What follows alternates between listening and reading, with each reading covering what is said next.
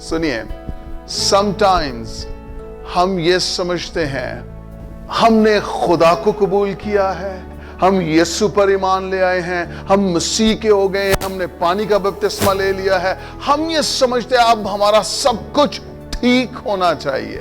میں آپ کو بتانا چاہتا ہوں، جب آپ مسیح کے ساتھ چلنا شروع ہوں گے تو اصل میں جو اس جہان کا سردار ہے، جو شریر ہے، وہ آپ کا مخالف ہو جائے گا اور وہ آپ کی زندگی میں آزمائشیں لائے گا، پرابلمز کھڑی کرے گا، آپ کا جینا مشکل کر دے گا۔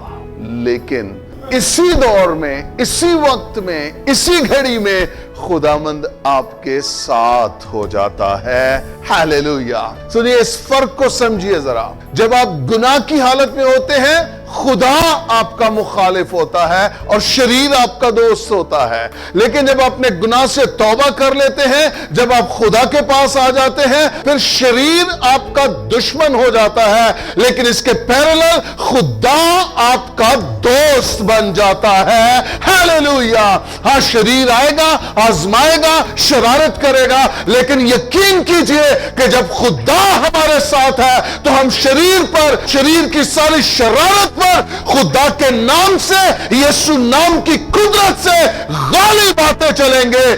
ہاللیلویا، کیونکہ خدا ہمارے ساتھ ہے۔